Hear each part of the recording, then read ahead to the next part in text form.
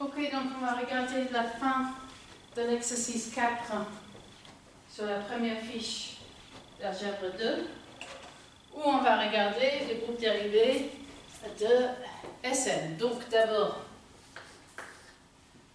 je veux calculer D de Sn. Donc je note d'abord que la signature qui va de Sn vers 1 moins 1 est un morphisme vers un groupe abélien. Et puisque c'est un morphisme vers un groupe abélien, on conclut que Dn est inclus dans le noyau de la signature qui est simplement le groupe alterné. Ensuite, si n est égal à 2, Sn est abélien et donc le groupe dérivé de Sn est trivial. Si n est plus grand que 3, je vais commencer par calculer explicitement quelques commutateurs pour voir, pour identifier certains éléments qui sont dans le groupe dérivé, en espérant que ça va me permettre d'identifier petit à petit le groupe dérivé. Donc je vais regarder des commutateurs, je vais regarder les commutateurs les plus simples qui soient, donc des commutateurs de transposition. Et pour avoir quelque chose d'intéressant, il va falloir prendre des transpositions non disjointes. Donc, on va considérer la transposition IJ, le commutateur JK, IJ, JK. Donc, calculons. I est envoyé sur J, J est envoyé sur K, et puis K, il ne lui arrive rien. Donc, I va sur K. Ensuite, K va sur J, J va sur I, et ensuite, I va sur J. Et le boucle. Donc, ça m'implique quoi? Ça m'implique que tout tricycle, 3 cycles, est inclus dans le sous-groupe dérivé. Et maintenant, le sous-groupe dérivé, le groupe alterné, est engendré par les 3 cycles. Donc, AN est inclus dans DSN, puisqu'on a déjà vu que DSN est inclus dans AN, et donc on découvre que DSN est égal à AN. Et donc, en particulier, le groupe dérivé, le groupe abélianisé de Sn, qui par définition est Sn quotienté par son sous-groupe dérivé, qui est donc Sn quotienté par AN, qui est isomorphe via le morphisme signature dont le noyau est AN, le groupe multiplie sur des éléments 1 et moins 1. Ok, ensuite il est demandé de calculer D de AN. Ok, donc on va commencer par le cas n plus grand ou égal à 5. Pourquoi? Parce que ça va permettre de faire des compositions des commutateurs de 3 cycles qui ont un seul point en commun. Donc, soit I, J, K, L, M, des entiers, des nombres disjoints. Et qui sont plus petits ou égal à M. Et je vais calculer le commutateur I, J, K, L, M, puis je prends l'inverse de ce 3 cycles, I, K, J, et puis l'inverse de celui-là, K, M, L. I, il est envoyé où? I est envoyé sur K, puis K sur L, et puis L, il lui arrive rien. Ensuite, L est envoyé sur K est envoyé sur J, J est envoyé sur K. Ensuite, K est envoyé sur M est envoyé sur K est envoyé sur I, et le boucle. Donc, qu'est-ce que ça me dit? Ça me dit que chaque 3 cycles est une commutateur d'éléments de AN. Donc, I, L, K est inclus dans le groupe dérivé de AN pour tout I VK.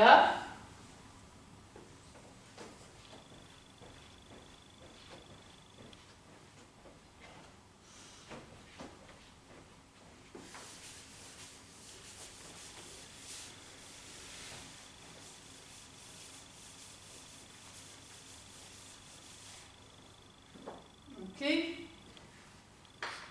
Et donc, DAN est égal à AN et en particulier SN est non résoluble parce que la suite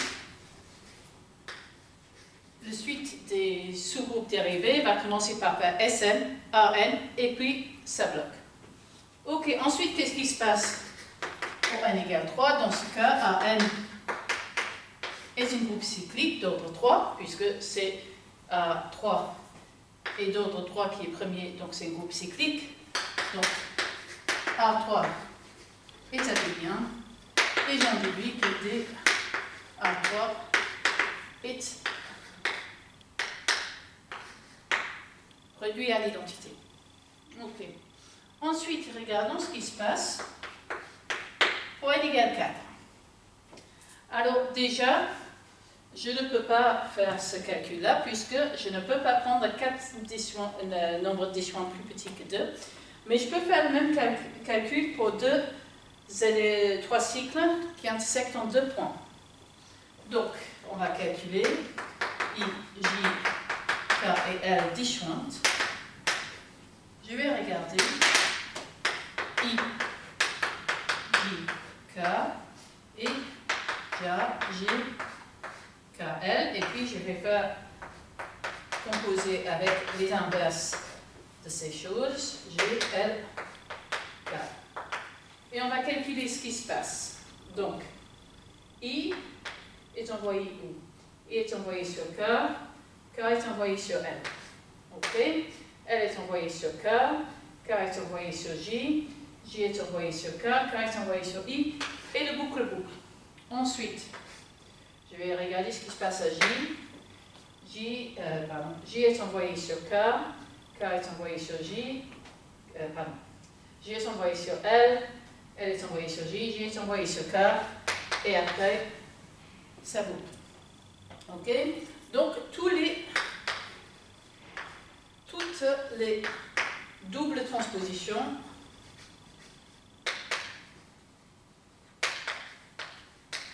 sont dans DA4. Ok?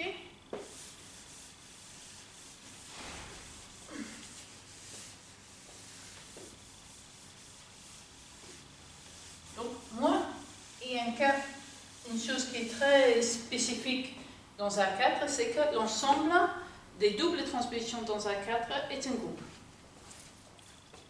Dans A4, l'ensemble identité union, l'ensemble des doubles transpositions est un groupe. Donc, en effet,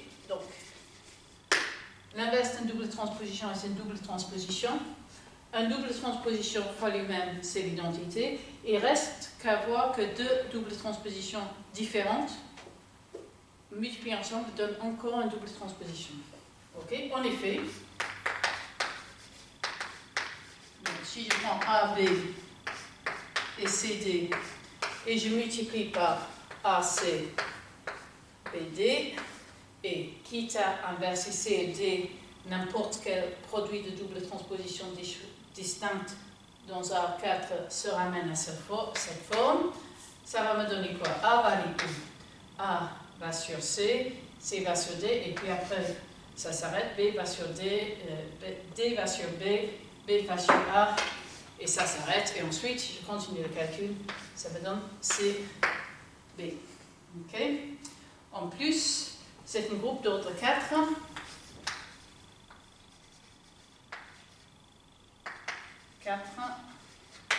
Et donc, comme tout groupe d'ordre 4, c'est abélien. Ok. Ensuite, je note que ce sous-groupe est distingué.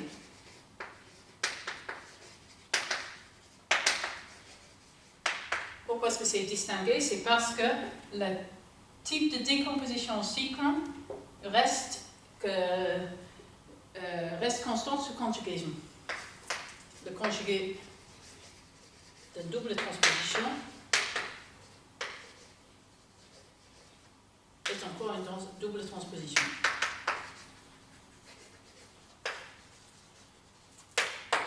Ok, donc j'ai ce sous-groupe qui est distingué, donc je peux quotienter par ce groupe.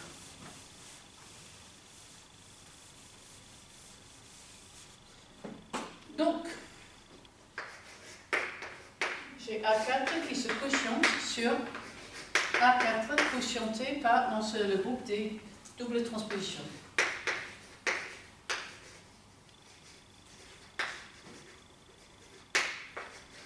Ok, donc qu'est-ce que c'est cette A4 quotienté par des doubles transpositions? Donc ça, A4 est de taille 12, l'ensemble des identités plus des doubles transpositions est de taille 4, et donc ce groupe est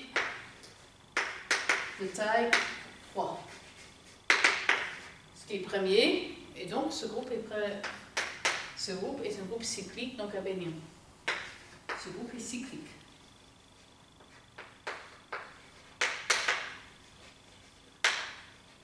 Alors, puisque ce groupe est cyclique et abélien, ça implique que DA4 est inclus dans le noyau de pi. Et donc, puisque j'ai déjà... Donc, DA4 est dans l'ensemble, dans le groupe des doubles transpositions, j'ai déjà montré que toutes les doubles transpositions étaient dans DA4, et donc DA4 est le noyau de pi.